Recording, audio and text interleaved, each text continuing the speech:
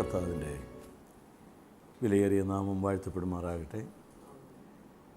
അനുഗ്രഹീതമായ ഈ സന്ധ്യാവേളയിൽ നിങ്ങളെ കർത്താവിൻ്റെ നാമത്തിൽ അഭിമുഖീകരിപ്പാൻ തക്കവണ്ണം ഇടയായതിൽ ഞാൻ ദൈവത്തെ സ്തുതിക്കുന്നു. എല്ലാവർക്കും കർത്താവിൻ്റെ നാമത്തിൽ എൻ്റെ സന്ധ്യാവന്ദനം ഞാൻ അറിയിക്കുന്നു. നാം ദൈവനുവെച്ചാൽ ചുരുക്കം ചില ആഴ്ചകളിൽ ഓർക്കാൻ ആഗ്രഹിക്കുന്നത് കർത്താവ് യേശു ക്രിസ്തു എന്ന നിസ്തുലമായ വ്യക്തിത്വത്തെ സംബന്ധിച്ചാണ്. ഞാൻ ചിന്തിക്കുന്നത് ഈ വിഷയം അത്യഗാധമാണ്, അത്യുന്നതമാണ്, അതിബൃഹത്താണ്. നമ്മുടെ ചുരുങ്ങിയ ക്ലാസ്സുകളിൽ പരിമിതമായ വൃത്തത്തിൽ നിന്നുകൊണ്ട് ഇത് മുഴുവനും കൈകാര്യം ചെയ്യുവാൻ സാധ്യമല്ല എന്നും എനിക്കറിയാം. എങ്കിലും ചുരുക്കം ചില കാര്യങ്ങൾ ഒരുപക്ഷെ നാം അറിയുന്നത് തന്നെയായിരിക്കാം. എങ്കിലും ഒന്ന് ആവർത്തിച്ച് പറയുക എന്നുള്ളതാണ് കർത്താവിൽ ശരണപ്പെട്ടുകൊണ്ട് ഞാൻ ആഗ്രഹിക്കുന്ന വിഷയം.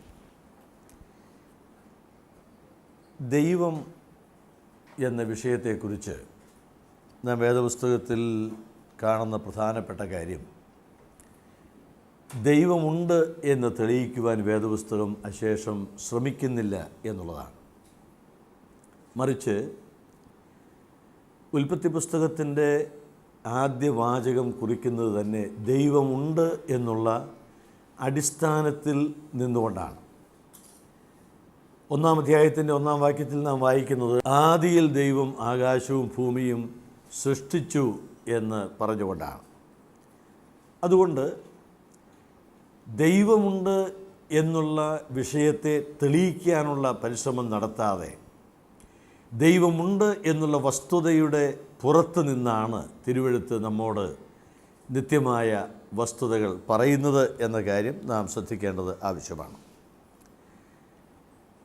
വേദപുസ്തകം ചൂണ്ടിക്കാണിക്കുന്ന ദൈവത്തെക്കുറിച്ച് യോഹന്നാൻ്റെ സുവിശേഷം 4-ാം അധ്യായത്തിൻ്റെ 24-ാം വാക്യത്തിൽ നാം വായിക്കുന്നത്, ദൈവം ആത്മാവാണ്.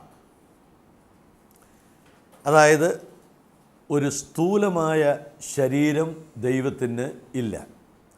നമുക്കുള്ളതുപോലെ ഒരു സ്ഥലത്ത് മാത്രം കാണപ്പെടുന്നതും ചലിക്കുമ്പോൾ അവിടേക്ക് മാറ്റപ്പെടുന്നതുമായ പരിമിതമായ വൃത്തത്തിൽപ്പെടുന്ന ഒരു ശരീരം ദൈവത്തിനില്ല.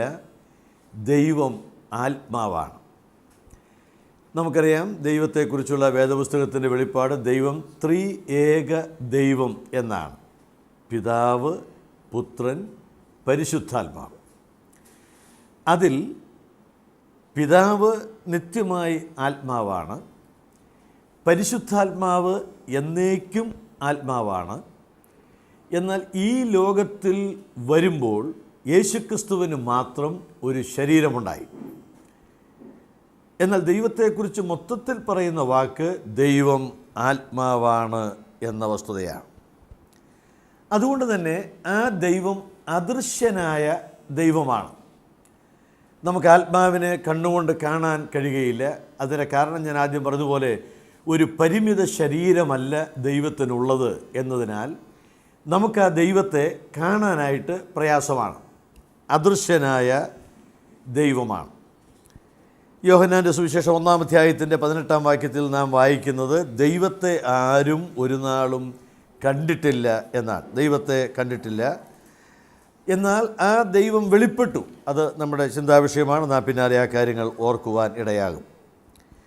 തിമത്തിയോസിന് പൗലോസ് ലേഖനം എഴുതുമ്പോൾ 1-ാമത്തെ ലേഖനം 1-ാം അധ്യായം 17-ാം വാക്യത്തിൽ ഇങ്ങനെയാണ് വായിക്കുന്നത്, അക്ഷയനും അദൃശ്യനുമായ ഏക ദൈവം എന്നാണ്. ക്ഷയിക്കുന്നില്ല. നിർമ്മിതമായതിനൊക്കെ ഉണ്ടാകുന്ന കാര്യം എല്ലാം ക്ഷയിക്കും എന്നുള്ളതാണ്. പക്ഷെ ദൈവത്തിന് ക്ഷയമില്ല, അക്ഷയനാണ്. അപ്പോൾ തന്നെ ആ ദൈവത്തെ നമുക്ക് കാണാൻ, നേരിട്ട് നമ്മുടെ മാംസ കണ്ണുകൾ കൊണ്ട് കാണാൻ കഴിയാതെ വണ്ണം അവൻ ആത്മാവായ അദൃശ്യനായ ദൈവമാണ്. അതേ ലേഖനം 6-ാം അധ്യായത്തിൻ്റെ 16-ാം വാക്യത്തിൽ നാം വായിക്കുന്നത്, മനുഷ്യർ ആരും കാണാത്തവനും കാണാൻ കഴിയാത്തവനും ആണ് എന്നാണ്.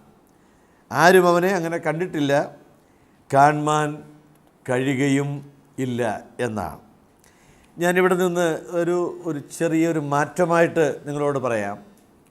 ഒരിക്കൽ മോശ ദൈവത്തെ കാണാനായിട്ട് ആഗ്രഹിച്ചു. ദൈവം പറഞ്ഞു സാധ്യമല്ല. പക്ഷേ മോശയ്ക്ക് ഒരാഗ്രഹം ദൈവത്തെ കാണണം. ദൈവം പറഞ്ഞു ആട്ടെ കാണിച്ചു തരാം, പക്ഷേ എൻ്റെ മുഖം നിനക്ക് കാണാൻ സാധിക്കുകയില്ല. അങ്ങനെ കണ്ടാൽ പിന്നെ ജീവിക്കാനായിട്ട് കഴിയുകയില്ല, മുഖം കാണാൻ കഴിയുകയില്ല. എങ്കിലും നിൻ്റെ ആഗ്രഹം സാധിപ്പിക്കാം എന്ന് പറഞ്ഞ് അവനെ ഒരു പാറയുടെ പിളർപ്പിൽ ആക്കി എന്നാണ് നാം പുറപ്പാട് പുസ്തകത്തിൽ വായിക്കുന്നത്. എന്നിട്ട് ദൈവം പറഞ്ഞു ഞാൻ നിൻ്റെ മുഖം മറയ്ക്കും, ഞാൻ കടന്നുപോയി കഴിയുമ്പോൾ എൻ്റെ കൈ പിൻവലിക്കുമ്പോൾ നിനക്കെൻ്റെ പിൻഭാഗം ഒന്ന് കാണാൻ കഴിയും. മോശ സമ്മതിച്ചു. ആ സംഭവം ഉണ്ടായി എന്നാണ് നാം വായിക്കുന്നത്. ദൈവത്തിൻ്റെ പിൻഭാഗം എന്ന് പറഞ്ഞാൽ ആത്മാവാണ് എന്ന് ചിന്തിക്കുക. അപ്പോൾ തന്നെ ദൈവത്തിൻ്റെ മഹത്വത്തിൻ്റെ ഒരു ചെറിയ അംശം ദൈവം മോശയ്ക്ക് കാണിച്ചു കൊടുത്തു എന്നുള്ളതാണ്. ഒരു വസ്തുത, ഞാൻ ആ വിഷയത്തിലേക്ക് കടക്കുന്നതിന് മുൻപാണെങ്കിലും ഒരു വസ്തുത ഞാൻ നിങ്ങളോട് പറയാം. അത്യുന്നതനായ ദൈവത്തെ കാണുവാൻ ഒരു സ്ഥലമേ ഉള്ളൂ, അത് പിളർക്കപ്പെട്ട പാറയാണ്. വേദപുസ്തകത്തിൻ്റെ ഏറ്റവും അടിസ്ഥാനപരമായ പഠിപ്പിക്കലാണ് അത്. നമുക്കറിയാം, പുതിയ നിയമത്തിലെ വിഷയങ്ങളിലേക്ക് കടക്കുമ്പോൾ ഏതാണ് അടിക്കപ്പെട്ട പാറ എന്ന് തിരുവെഴുത്ത് പറയുന്നുണ്ട്.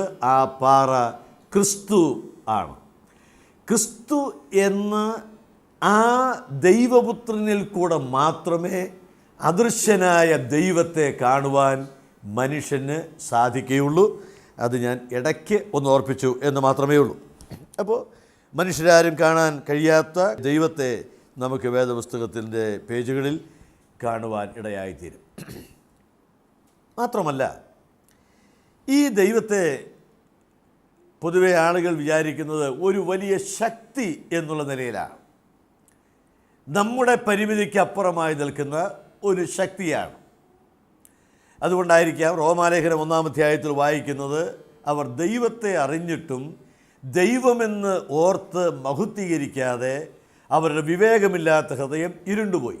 എന്നിട്ട് അവർ ചെയ്ത കാര്യം, അത്യുന്നതനായ ദൈവത്തിന് അവർ രൂപങ്ങൾ സങ്കല്പിച്ചു എന്നുള്ളതാണ്. ആ രൂപങ്ങളെ ശ്രദ്ധിച്ചാൽ നമുക്കറിയാം, അത് ഔന്നത്യത്തിൽ നിന്ന് താഴേക്ക് വരുന്ന അവരുടെ സങ്കല്പങ്ങളാണ്. മനുഷ്യൻ എന്ന നിലയ്ക്ക് ദൈവത്തെ അവർ കണ്ടു. പിന്നെ വായിക്കുന്ന പക്ഷി എന്ന കുറച്ചുകൂടെ താണ നിലയിലേക്ക് അവരുടെ ചിന്ത വരുവാനിടയായി. പിന്നെയും താണു നാൽക്കാലിയുടെ രൂപത്തിലുള്ള ദൈവങ്ങളിലേക്ക് അവർ വന്നു. ഏറ്റവും ഒടുവിലായിട്ട് പൗലോസ് പറയുന്നത്, ഇഴജാതികളുടെ സർപ്പങ്ങളുടെ പാമ്പിൻ്റെ രൂപത്തിലുള്ള ദൈവങ്ങളിലേക്ക് മനുഷ്യൻ്റെ ചിന്ത അധോഗതിയിലേക്ക് താഴ്ചയിലേക്ക് വന്നു എന്നുള്ളതാണ്. അപ്പോൾ ദൈവത്തെ വിവേകത്തിൽ ധരിപ്പാൻ കഴിയാത്ത മനുഷ്യൻ ആ ദൈവത്തിന് രൂപങ്ങൾ സങ്കല്പിച്ചുണ്ടാക്കി ആ രൂപങ്ങളെ വണങ്ങുന്നു. ആ രൂപങ്ങളാണ് ബഹുമാനിതമായ ദൈവം എന്ന് അവർ വിചാരിക്കുകയും ചെയ്യുകയാണ്. അപ്പോൾ തന്നെ അവർ ശക്തികളെ ആരാധിക്കുന്നുണ്ട്. നമുക്കെല്ലാവർക്കും അറിയാം, കാറ്റ് സാധാരണ നിലയ്ക്ക് കാറ്റ് വരുന്നു, കാറ്റ് പോകുന്നു, കാറ്റ് മരങ്ങളെ ചുഴറ്റിയെറിയുന്നു, കെട്ടിടങ്ങൾ തകർക്കുന്നു. എനിക്ക് ആ കാറ്റിനെ നിയന്ത്രിക്കാൻ കഴിയുന്നില്ല. അപ്പോൾ എൻ്റെ നിയന്ത്രണത്തിനപ്പുറമുള്ള ഒരു ശക്തിയായതുകൊണ്ട് ആളുകൾ കാറ്റുകളെ, വായുദേവനൊക്കെ അങ്ങനെ വരുന്നതാണ്, കാറ്റിനെ വണങ്ങുവാൻ ഇടയായിത്തീരുകയാണ്. അതുപോലെ കൂറ്റൻ പാറകൾ, എനിക്ക് അപ്രാപ്യമായ ദുർഗമമായ പാറകളെ കണ്ടിട്ട് ആ പാറകൾ മുൻപാകെ ഞാൻ നമിക്കുന്നു. ഞാൻ അത് എൻ്റെ ഒരു ആരാധനാമൂർത്തിയായിട്ട് മാറുകയാണ്. അടങ്ങാത്ത തിരമാലകൾ നിരന്തരമായിട്ട് പ്രവഹിക്കുന്ന മഹാസമുദ്രത്തിൻ്റെ അടുക്കൽ ചെന്ന് നിൽക്കുമ്പോൾ എനിക്കൊരു എത്തുംപിടി കിട്ടുന്നില്ല. അമ്പരപ്പോടെ ഞാൻ ആ സമുദ്രത്തെ നോക്കി നിൽക്കുകയാണ്, വണങ്ങിപ്പോവുകയാണ്. സൂര്യൻ ശക്തിയോടെ പ്രകാശിക്കുന്നു, അങ്ങ് ദൂരെയാണ്. അത് ചൂട് തരുന്നുണ്ട്, അത് പ്രകാശം തരുന്നുണ്ട്, ഊർജം തരുന്നുണ്ട്. എനിക്ക് മനസ്സിലാക്കാൻ കഴിയാത്ത വൈവിധ്യമുള്ള സൂര്യൻ, ഞാൻ അതിനെ നമിക്കുകയാണ്. രാത്രി എങ്ങു നിന്നോ വന്ന് അല്പം പ്രകാശം പരത്തി പോകുന്ന ചന്ദ്രമണ്ഡലം, അത് ചൂട് തരുന്നില്ല, പക്ഷെ പ്രകാശം തരുന്നു. എനിക്ക് ഒരുതരം അനുഭൂതി അതുളവാക്കുന്നു. ഞാൻ ചന്ദ്രനെ വണങ്ങുന്നു. ഞാൻ പറഞ്ഞു വരുന്നത്, നമ്മുടെ കൈപ്പിടിക്ക് അപ്പുറമായി നിൽക്കുന്ന വസ്തുക്കളെ നാം ആരാധിക്കുമ്പോൾ മനുഷ്യൻ പറയുന്ന കാര്യം, ദൈവം നമുക്കപ്പുറമുള്ള ഒരു വലിയ ശക്തിയാണ്. പക്ഷെ വേദപുസ്തകം പറയുന്നത് ദൈവം ഒരു ശക്തിയല്ല, മറിച്ച് ദൈവം ഒരു ആളത്വമാണ്, ഒരു വ്യക്തിയാണ്, മഹാശക്തിയുള്ള ആളത്വം. അതാണ് വേദപുസ്തകം നമ്മെ പഠിപ്പിക്കുന്ന കാര്യം. ദൈവം ശക്തിയുള്ളവനായ, മഹാശക്തിയുള്ളവനായ വ്യക്തിയാണ്, ദൈവമാണ് എന്ന് തിരുവെഴുത്ത് ചൂണ്ടിക്കാണിക്കുന്നു. മാത്രമല്ല, ദൈവം സ്ഥലകാലങ്ങൾക്ക് വിധേയനായ ഒരു ആളല്ല. അതായത് ഏതെങ്കിലും ഒരു പരിമിതമായ സ്ഥലത്ത് അവനെ ഒതുക്കുവാൻ കഴിയുകയില്ല. ഇപ്പോൾ അവിടെ ദൈവമുണ്ട്, അല്ലെങ്കിൽ ഇവിടെയാണ് ദൈവം എന്ന് പറയാൻ കഴിയുകയില്ല. ദൈവം സ്ഥലത്തിന് അപ്പുറമായി നിൽക്കുന്നവനാണ്. മാത്രമല്ല, ദൈവം നിത്യനായതുകൊണ്ട് അവനെ കാലപരിധിയിലേക്ക് കൊണ്ടുവരുവാൻ കഴിയുകയില്ല. കാലാധിവർത്തിയാണ്, ത്രികാലവേദിയാണ്. അതുകൊണ്ട് ആ ദൈവത്തെ ഒരു സമയബന്ധനത്തിലേക്ക് കൊണ്ടുവരുവാൻ കഴിയാതെ വണ്ണം ആ ദൈവം വിസ്തൃതനായി നിൽക്കുന്നവരാണ്. ഞാൻ പറഞ്ഞു വരുന്നത് കാച്ചിക്കുറുക്കിയാണ്. സ്ഥലകാലങ്ങൾക്ക് വിധേയനാകാത്ത ദൈവത്തെയാണ് വേദപുസ്തകം ചൂണ്ടിക്കാണിക്കുന്നത് എന്ന കാര്യം നാം ഓർക്കേണ്ടത് ആവശ്യമാണ്.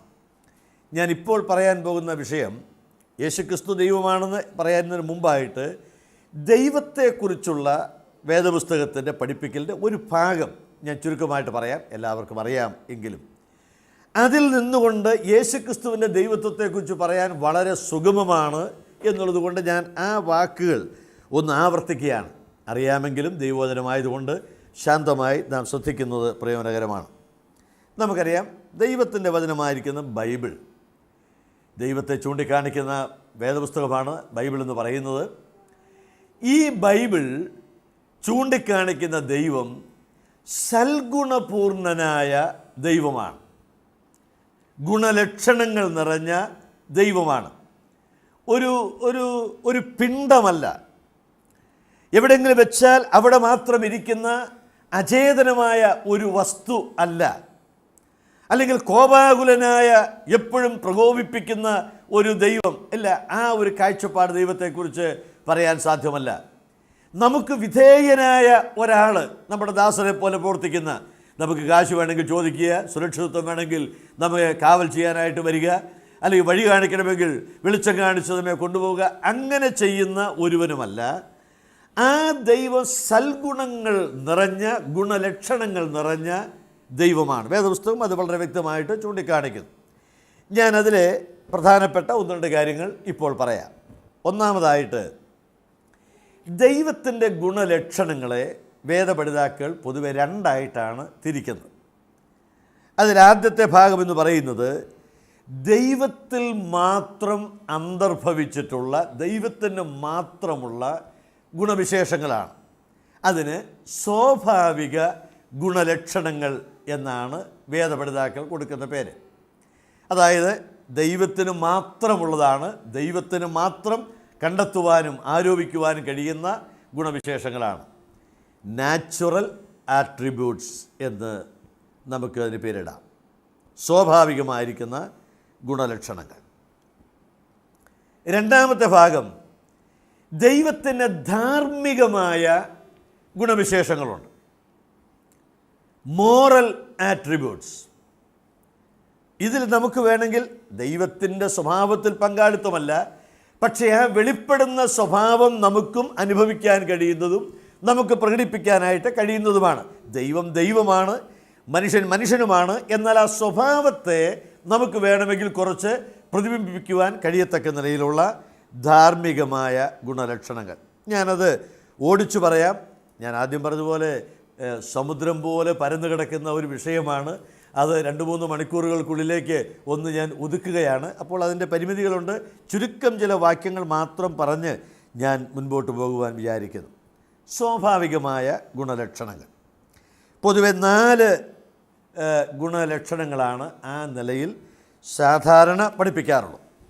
ഒന്നാമത്തേത്, ദൈവം നിത്യനായ ദൈവമാണ്. നിത്യനാണ്. നിത്യനെന്ന് പറയുമ്പോൾ തന്നെ നമുക്കറിയാം, അവന് ആരംഭമില്ല. സകലത്തിനും ആരംഭമുണ്ട്, പക്ഷെ ദൈവത്തിന് ആരംഭം ഇല്ല. 2, എല്ലാറ്റിനും അവസാനമുണ്ട്, പക്ഷെ ദൈവത്തിന് അവസാനവും ഇല്ല. ഒരുപക്ഷെ അതുകൊണ്ടായിരിക്കാം വെളിപ്പാട് പുസ്തകത്തിൽ ആവർത്തിച്ച് പറയുന്ന പല വാക്കുകളുണ്ട്. ആദിയും അന്തവും ഈ ആശയത്തെ വ്യക്തമാക്കുന്നതാണ്. അൽഫയും ഒമേഗയും, ഒന്നാമനും ഒടുക്കത്തവനും. യേശുക്രിസ്തുവിനെക്കുറിച്ച് വെളിപ്പാട് പുസ്തകത്തിൽ വായിക്കുന്നത് ഇരിക്കുന്നവനും ഇരുന്നവനും വരുന്നവനും. ഇതൊക്കെ ഈ ആശയത്തെ ചൂണ്ടിക്കാണിക്കുന്ന വാക്കുകളാണ്. എബ്രായ ലേഖനം 13-ാം അധ്യായത്തിൽ യേശുക്രിസ്തുവിനെക്കുറിച്ച് പറയുമ്പോഴും ഇതേ വാക്ക് നാം വായിക്കുന്നുണ്ട്. നമ്മെ നടത്തിയവരെല്ലാവരും മരിച്ചു പോകും, അവർക്കൊക്കെ ജീവാവസാനമുണ്ട്, അവരെല്ലാവരും മരിക്കും. അപ്പനും അമ്മയും മരിക്കും, ചേട്ടനും ചേട്ടത്തിയും മരിക്കും, അധ്യാപകർ മരിക്കും, ഭർത്താക്കന്മാർ മരിക്കും, നടത്തുന്നവരൊക്കെ മരിക്കും, അവർക്ക് ജീവാവസാനമുണ്ട് എന്ന് പറഞ്ഞിട്ട് അതിന് താഴെയാണ് ദൈവപുത്രനെക്കുറിച്ചുള്ള വിഖ്യാതമായ വാക്യം ലേഖനകർത്താവ് എഴുതി വച്ചിരിക്കുന്നത്. യേശുക്രിസ്തു ഇന്നലെയും ഇന്നും എന്നേക്കും അനന്യനാണ്. അതിൻ്റെ അർത്ഥം ഇതാണ്: അവന് മാറ്റമില്ലായ്മയുണ്ട്, അവൻ നിത്യനാണ്, അവൻ എന്നും യഥാവാനായി ജീവിക്കുന്ന കർത്താവാണ്. അപ്പോൾ ഞാൻ പറഞ്ഞു വന്ന ആദ്യത്തെ വാക്ക് അവൻ നിത്യനാണ്. കാലത്തിന് അതീതമായ ഒരു അവസ്ഥയ്ക്കാണ് നിത്യത എന്ന് പറയുന്നത്. അവിടെ നാം സാധാരണ കാലക്രമത്തെക്കുറിച്ച് പറയുന്ന രണ്ട് കാലങ്ങളും നിർജീവമാണ് എന്ന് പറഞ്ഞാൽ, ഒന്ന് അതിന് ഭൂതകാലമില്ല. നിത്യതയ്ക്ക് ഭൂതകാലം എന്ന് പറയാവുന്ന ഒരു പാസ്റ്റ് ടെൻസ് അവിടെ ഇല്ല, അതില്ല, ഭൂതകാലമില്ല. മറിച്ച് അങ്ങോട്ട് നോക്കിയാൽ നിത്യതയ്ക്ക് ഒരു ഭാവിയില്ല, ഭാവി കാലം അതിന് പറയാനായിട്ട് കഴിയില്ല, ഫ്യൂച്ചർ ടെൻസ് അതിനില്ല. അതിനാകെ ഉള്ളത് വർത്തമാനകാലമാണ്, എന്നും വർത്തമാനകാലമാണ്. പ്രസൻറ്റ് ടെൻസാണ്, എന്നും വർത്തമാനകാലം. അപ്പോൾ നിത്യതയെ സംബന്ധിച്ച് കാലത്തിൻ്റെ അവിഭാജ്യ ഘടകങ്ങളായ ഇന്നലെ എന്നുള്ളതും നാളെ എന്നുള്ളതും അവശേഷിക്കുന്നില്ല. അത് ദൈവത്തെ സംബന്ധിച്ചുള്ള ഏറ്റവും പ്രധാനപ്പെട്ട കാര്യമാണ്. ഭൂതവും ഭാവിയും ഇല്ല. അതുകൊണ്ട് തന്നെ കർത്താവ് അല്ലെങ്കിൽ ദൈവം നിത്യ വർത്തമാനകാല ജീവിയാണ്. ഈ വാക്ക് ഞാൻ അടിച്ചങ്ങോട്ട് പറഞ്ഞ് അവസാനിപ്പിക്കുകയാണ്. നിത്യവർത്തമാനകാലത്തിൽ തുടരുന്നവരാണ് ദൈവം. അവന് ഇന്നലെ എന്നൊരു ഭാഗമില്ല, നാളെ എന്ന് പറയാൻ കഴിയുകയില്ല. അവനെപ്പോഴും ഇന്ന് ഇന്ന് ഇന്ന് എന്ന് പറയേണ്ടുന്ന ദൈവമാണ്. ഒന്ന് രണ്ട് വാക്യങ്ങൾ ശ്രദ്ധിക്കുക. ആവർത്തന പുസ്തകം 32-ാം അധ്യായത്തിൻ്റെ 40-ാം വാക്യത്തിൽ ദൈവം താൻ തന്നെ പറയുന്ന വാക്ക് നിത്യനായിരിക്കുന്ന എന്നാണ് എന്നാണ്. ദൈവം ഒരു വാക്ക് പറയുകയാണ്, ആണയിട്ട് പറയുകയാണ്. അവനെക്കുറിച്ച് തന്നെ പറയുകയാണ്, നിത്യനായിരിക്കുന്ന ഞാൻ മുഖാന്തരം എന്നാണ്, നിത്യനായിരിക്കുന്ന എന്നാണ്. ക്രൈസ്തവ മരണവീടുകളിൽ സാധാരണ വായിക്കുന്ന ഒരു വാക്യമാണ് 90-ാം സങ്കീർത്തനം മുഴുവനും. അതിന് 2-ാം വാക്യത്തിൽ മോശ പറയുന്നത്, നീ അനാദിയായും ശാശ്വതമായും ദൈവമാണ്. അനാദി എന്ന് പറഞ്ഞാൽ ഞാൻ ആദ്യം പറഞ്ഞതുപോലെ ഈ കഴിഞ്ഞ കാലത്തേക്ക് തിരിഞ്ഞു നോക്കിയിട്ട് പറയുകയാണ്, നിനക്ക് ഒരു ആരംഭമില്ല, അനാദിയാണ്. ആദിക്ക് മുൻപുള്ള അനാദിയിൽ നീ ഉണ്ട്. ഉൽപ്പത്തി പുസ്തകം 1-ാം അധ്യായത്തിലെ ആദി എന്ന് പറയുന്നത് പ്രപഞ്ച സൃഷ്ടിയുടെ ആദിയാണ്, 1-ാം ദിവസമാണ്. ആ ആദിക്ക് മുൻപ് നീയുണ്ട്. പിന്നെ ഏതാദിയാണ്? യോഹന്നാൻ്റെ സുവിശേഷം 1-ാം അധ്യായത്തിൽ പറയുന്ന ആദിയിൽ വചനമുണ്ടായിരുന്നു എന്ന് പറയുന്ന ആ അനാദികാലം, ദൈവം മാത്രമുള്ള, അവൻ മാത്രം സ്ഥിതി ചെയ്യുന്ന ആ കഴിഞ്ഞ കാലത്തെക്കുറിച്ച് പറയുകയാണ്.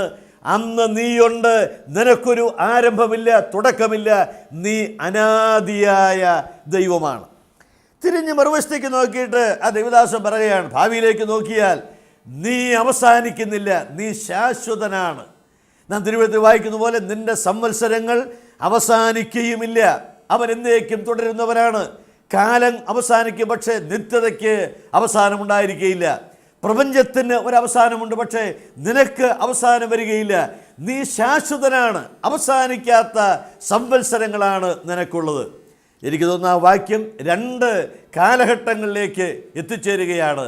ഇന്നലെ നീ ഉണ്ട്, നാളെയും നീ ഉണ്ട്, നീ നിലനിൽക്കുന്ന അനാദിയായും ശാശ്വതമായും ദൈവമായിരിക്കുന്നവരാണ്. ഈ വിഷയത്തെക്കുറിച്ച് പറയാൻ അനേക വാക്യങ്ങൾ തിരുവെഴുത്തിലുണ്ട്. ഞാനതിപ്പോൾ പറയുന്നത് ക്രിസ്തു എന്ന വിഷയത്തിലേക്ക് വരുമ്പോൾ കുറച്ചുകൂടെ ചൂണ്ടിക്കാണിക്കാൻ ഞാൻ വിചാരിക്കുകയാണ്. എങ്കിലും ഈ സത്ത ഒന്ന് മനസ്സിലാക്കാൻ വേണ്ടി ഞാൻ നിങ്ങളുടെ ഹൃദയത്തിൽ ഈ വാക്യങ്ങൾ കൊണ്ടുവരുന്നു എന്ന് മാത്രമേ ഉള്ളൂ. രണ്ടാമത് അവനെക്കുറിച്ച് പറയുന്ന കാര്യം സർവശക്തൻ എന്നാണ് ദൈവത്തെക്കുറിച്ചുള്ള വാക്ക്. അതിൻ്റെ അർത്ഥം അസാധ്യമായിട്ടൊന്നും അവന് ഇല്ല. എല്ലാം അവന് സാധിക്കും. എല്ലാം സാധിക്കുമെന്ന് പറയുമ്പോൾ തന്നെ ദൈവത്തിന് ചെയ്യാൻ കഴിയാത്ത ചില കാര്യങ്ങളുണ്ട്. അതവൻ്റെ പരിമിതിയല്ല. ഫോഷ്ക്ക് പറയാൻ ദൈവത്തിന് കഴിയുകയില്ല. അതവൻ്റെ പരിമിതിയല്ല, അതവൻ്റെ വിശുദ്ധിയുടെ ഒരു വിളംബരമാണ്. അവൻ പാപം ചെയ്യുകയില്ല, തൻ്റെ വാക്ക് ലംഘിക്കുകയില്ല. അതവൻ അസാധ്യമായിട്ടുള്ള കാര്യമാണ്. അത് ദൈവത്തിൻ്റെ സർവശക്തിയെ ബാധിക്കുന്നതല്ല, അവന് പാപം ചെയ്യാൻ കഴിയാത്ത അവൻ്റെ പവിത്രതയുടെ തെളിവാണ്. എന്നാൽ ദൈവത്തിന് എല്ലാം ചെയ്യാനായിട്ട് കഴിയും. സർവശക്തനാണ്, അസാധ്യമായിട്ട് ഒന്നുമില്ല. നമുക്കറിയാം, വേദപുസ്തകത്തിൻ്റെ കാലഗണനയനുസരിച്ച് പറഞ്ഞാൽ വേദപുസ്തകത്തിലെ ആദ്യ പുസ്തകം ഇയ്യോബിൻ്റെ പുസ്തകമാണ്. ഉൽപ്പത്തി പുസ്തകമല്ല, ഇയ്യോബിൻ്റെ പുസ്തകമാണ് ആദ്യം രചിക്കപ്പെട്ടത്.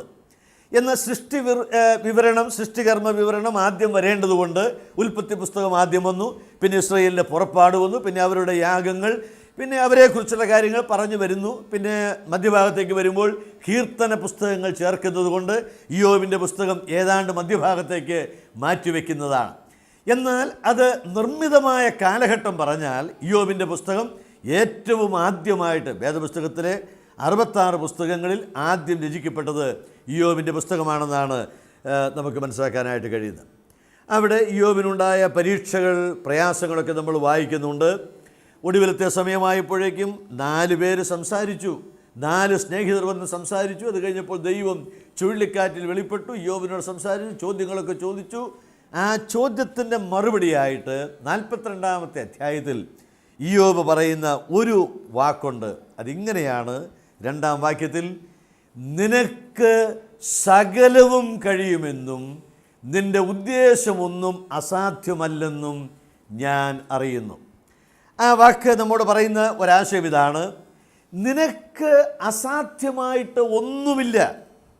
എനിക്ക് രോഗം തരാൻ നിനക്ക് കഴിയും, രോഗം തരാതിരിക്കാനും നിനക്ക് കഴിയും, ഈ രോഗം മാറ്റാനും നിനക്ക് കഴിയും. നിനക്ക് അസാധ്യമായിട്ടൊന്നുമില്ല. എനിക്കിപ്പോഴാണ് മനസ്സിലായത്. എൻ്റെ സ്നേഹിതന്മാർക്ക് എന്നെ കുറ്റപ്പെടുത്തുവാൻ കഴിയും, പക്ഷെ നിനക്ക് ചുഴലിക്കാറ്റിൽ നിന്നുകൊണ്ട് എന്നോട് സംസാരിപ്പാനായിട്ട് കഴിയും. എൻ്റെ ത്വക്ക് അഴിഞ്ഞു പോയാൽ ഞാൻ ദേഹരഹിതനായി ദൈവത്തെ കാണും. ദേഹസഹിതൻ എന്നുള്ള ആശയമാണ് പുതിയ തർജ്ജമകളിലുള്ളത്. Shall I see my God in my flesh, with my flesh എന്നൊക്കെയാണ് നമ്മൾ വായിക്കുന്നത്. രണ്ടും ശരിയാണ്. ഒരർത്ഥത്തിൽ പറഞ്ഞാൽ ഇന്ന് മരിക്കുന്ന വിശുദ്ധന്മാർ കർത്താവിനെ കാണാൻ പോകുന്നത് ദേഹരഹിതരായിട്ടാണ്. ശരീരം ഇവിടെ സെമിത്തേരിയിൽ അടക്കുന്നു, ആത്മാവ് കർത്താവിൻ്റെ അടുക്കിലേക്ക് പോവുകയാണ്. എന്നാൽ നാം ദേഹസഹിതരായി ശരീരത്തോടു കൂടെ കാണും. നമുക്കെല്ലാവർക്കും അറിയാം, യേശുക്രിസ്തു മടങ്ങി വരുന്ന സമയത്ത് നമ്മുടെ ശരീരത്തിൻ്റെ പുനരുത്ഥാനം, വീണ്ടെടുപ്പ് നടക്കുമ്പോൾ നാം ദേഹത്തോടുകൂടെ, ശരീരത്തോടുകൂടെ അവനെ കാണുവാനിടയാകും. അപ്പോൾ 2 തർജ്ജമയും ഏതാണ്ട് ശരിയാണ്. ശരീരം കൂടാതെ കാണുമെന്ന് പറഞ്ഞാൽ കർത്താവിൻ്റെ വരവ് വരെ മരിച്ചു പോകുന്ന വിശുദ്ധന്മാർ ദേഹം കൂടാതെ അവനെ കാണുകയും, എന്നാൽ കർത്താവ് വരുന്ന സമയത്ത് നാം എല്ലാവരും ദേഹത്തോടുകൂടെ അവനെ കാണുകയും ചെയ്യും. അതിനും ദൈവം സർവശക്തനാണ്. നിനക്ക് സകലവും കഴിയും എന്ന് യോ പറഞ്ഞു. ആ വാക്ക് അടിവരടേണ്ട ഒരു പദമാണ് എന്നെനിക്ക് തോന്നുന്നു. യിരെമ്യാവിൻ്റെ പ്രവചനം 32-ാം അധ്യായത്തിൻ്റെ 27-ാം വാക്യത്തിൽ ദൈവം യിരെമ്യാവ് മുഖാന്തരം ഇസ്രായേലിനോട് ചോദിക്കുന്ന ഒരു ചോദ്യമുണ്ട്: എനിക്ക് കഴിയാത്ത വല്ല കാര്യവുമുണ്ടോ? ആ വാക്യം പുതിയ നിയമത്തിലും ആവർത്തിക്കുന്നുണ്ട്. ദൈവം ചോദിക്കുകയാണ്, അല്ല, എന്നെ നിങ്ങൾ പരിമിതപ്പെടുത്തുകയാണോ? എനിക്ക് ചില കാര്യങ്ങൾ ചെയ്യാൻ കഴിയുകയില്ലെന്നും ഞാൻ കഴിവില്ലാത്തവനാണെന്ന് വിചാരിക്കുകയാണോ? ദൈവം പറയുകയാണ്, എനിക്ക് കഴിയാത്ത വല്ല കാര്യവുമുണ്ടോ എന്ന് ചോദിച്ചാൽ എല്ലാ തലമുറകളിലും ആ ചോദ്യത്തിന് ഉത്തരം കൊടുക്കേണ്ടത് നിനക്ക് കഴിയാത്ത ഒന്നുമില്ല കർത്താവേ എന്നാണ്. എല്ലാം അവന് കഴിയും, അതാണ് പറയേണ്ടത്. ആ ചോദ്യം വളരെ പ്രസക്തമാണ്. എനിക്ക് കഴിയാത്ത വല്ല കാര്യവുമുണ്ടോ? ലൂക്കോസിൻ്റെ സുവിശേഷം 1-ാം അധ്യായത്തിൻ്റെ 37-ാം വാക്യത്തിൽ ദൂതൻ എലിസബത്തിനോട് മറിയയോട് സംസാരിക്കുന്ന വേദഭാഗമാണ്. അവിടെ 37-ാം വാക്യത്തിൽ ഈ കാര്യം ആവർത്തിച്ച് ചോദിക്കുന്നുണ്ട്: ദൈവത്തിന് ഒരു കാര്യവും അസാധ്യമല്ലല്ലോ എന്ന് പറഞ്ഞു. ഞാൻ ദൈവജനത്തിൻ്റെ ധൈര്യത്തിനും കൂടെയായിട്ട് ഒരു ആത്മീക മെസ്സേജ് എന്നുള്ള നിലയ്ക്ക് ആ ഒരു വാക്ക് പറയട്ടെ. അവിടെ 2 അസാധ്യങ്ങളെ ദൈവം സാധിപ്പിക്കുന്നുണ്ട്. ഒരു അസാധ്യം എന്ന് പറഞ്ഞാൽ, ഇനി ഒരു കാലത്തും ഈ ദമ്പതികൾക്ക് കുഞ്ഞുണ്ടാവുകയില്ല എന്ന് വിചാരിച്ചിരുന്ന സമയത്ത് സക്കറിയാവിനും എലിസബത്തിനും ഒരു കുഞ്ഞിനെ ദൈവം നൽകുന്നു. അസാധ്യം ദൈവം സാധ്യമാക്കി. കാരണം ശരീരം നിർജീവമായി കഴിഞ്ഞു. അതൊരു അത്ഭുത വിഷയമാണ്. സക്കരിയാവിനും എലിസബത്തിനും ഒരു കുഞ്ഞുണ്ടാവുക. പക്ഷേ ഉണങ്ങിപ്പോയ ആ വൃദ്ധ ശരീരങ്ങളിൽ നിന്ന് ദൈവം ഒരു മകനെ നൽകുന്നു. അത് ദൈവത്തിൻ്റെ അസാധ്യ കാര്യങ്ങളെ നിവർത്തിക്കുന്ന പ്രവൃത്തിയാണ്. എന്നാൽ ആ അധ്യായത്തിൻ്റെ കാതലായ വിഷയം എന്ന് പറയുന്നത് മറ്റൊന്നാണ്. വിവാഹം കഴിക്കാത്ത ഒരു സ്ത്രീയെ, വിവാഹം കഴിക്കാത്ത ഒരു കന്യക പുരുഷബന്ധം കൂടാതെ ഒരു കുഞ്ഞിന് ജന്മം നൽകാൻ പോകുന്നു. അത് ദൈവത്തിന് മാത്രം സാധ്യമായ കാര്യമാണ്. ആ അസാധ്യത്തെ അവൻ സാധ്യമാക്കുകയാണ്. വാസ്തവത്തിൽ തന്നെ കോരിത്തരിപ്പിക്കുന്ന ഒരു വാക്കാണ്. അപ്പോൾ ആ ചോദ്യം ഒരു വ്യക്തിയെ കേന്ദ്രീകരിച്ച്, ഒരു വിഷയത്തെ മാത്രം കേന്ദ്രീകരിച്ചല്ല, ആ വിഷയത്തിൽ രണ്ട് വ്യക്തികളെ കൊണ്ടുവന്നിട്ട് ദൂതൻ ചോദിക്കുകയാണ്, ദൈവത്തിനൊരു കാര്യവും അസാധ്യമല്ലല്ലോ. അതിൻ്റെ അർത്ഥം ഇതാണ്, നമ്മുടെ ജീവിതത്തിൽ നിവർത്തിക്കുവാൻ ദൈവത്തിന് പ്രയാസകരമായിട്ടൊന്നുമില്ല. ദൈവം അസാധ്യങ്ങളെ നിവർത്തിക്കുന്ന ദൈവമാണ്. ഞാൻ ഇത്രയും വാക്കുകൾ പറഞ്ഞതേ ഉള്ളൂ. ദൈവം സർവശക്തനാണ്, എല്ലാം ചെയ്യുവാൻ അവന് കഴിയും. അസാധ്യമായിട്ട് അവനൊന്നും ഇരിക്കുന്നില്ല. മൂന്നാമതായിട്ട്, ദൈവ സർവജ്ഞാനിയാണ്. സർവജ്ഞാനി എന്ന് പറഞ്ഞാൽ അവന് എല്ലാം അറിയാം, നിഗൂഢമായിട്ടൊന്നും അവനില്ല. അത് മനസ്സിലായില്ലല്ലോ എന്ന് പറയാൻ ദൈവത്തിന് ഒരു കാര്യവുമില്ല. പ്രാർത്ഥിക്കുമ്പോഴൊക്കെ നമ്മൾ ചില കാര്യങ്ങൾ പറയാറുണ്ട്. ആ പറയുന്ന കാര്യങ്ങൾ ദൈവത്തിന് മനസ്സിലാകാത്തതുകൊണ്ടൊന്നുമല്ല. കർത്താവേ, മോൾക്ക് അടുത്തയാഴ്ച പരീക്ഷയാണ് എന്ന് പറയുമ്പോൾ ദൈവം ഒരിക്കലും ചോദിക്കുന്നില്ല അടുത്തയാഴ്ച പരീക്ഷയാണ് ഏതാ വിഷയം, അങ്ങനെ ദൈവം ചോദിക്കുന്നില്ല. ദൈവത്തിനറിയാം. ദൈവത്തിനറിയാത്തതായിട്ട് ഒരു വിഷയമില്ല. പിന്നെ നമ്മുടെ ഉത്തരവാദിത്വം ആ കാര്യം ദൈവത്തോട് ഒന്ന് പറയുക എന്നുള്ളതാണ്. ദൈവത്തിനൊന്നും മറവായിരിക്കുന്നില്ല. സകലവും അവൻ്റെ മുൻപാകെ നഗ്നവും മലർന്നു. സകലവും എന്ന് പറഞ്ഞാൽ സകലവും, മനുഷ്യൻ്റെ കാര്യം മാത്രമല്ല, പ്രപഞ്ചത്തിലെ സകല കാര്യങ്ങളും, സ്വർഗത്തിലെ സകല കാര്യങ്ങൾ, പാതാളത്തിൻ്റെ സകല കാര്യങ്ങൾ, നിത്യതയുടെ സകല കാര്യങ്ങൾ മുഴുവനും അവന് അറിയാം. അവന് രഹസ്യമായിട്ടോ അവന് മറഞ്ഞിരിക്കുന്നതോ ഒന്നുമില്ല. എല്ലാം ദൈവത്തിനറിയാം. അവനെല്ലാം അറിയുന്നവനാണ്. 2 വാക്യങ്ങൾ മാത്രം.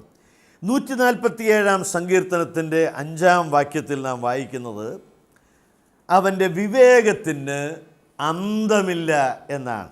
സാധാരണ വായിച്ചു വിടുന്ന സങ്കീർത്തന വാക്യങ്ങളാണത്. അവൻ്റെ അറിവിന് ഒരു പരിമിതിയില്ല, അന്തമില്ല. അത് പാരാവാരം പോലെ ഇങ്ങനെ കിടക്കുകയാണ്. അവൻ്റെ വിവേകത്തിന് അന്തമില്ല.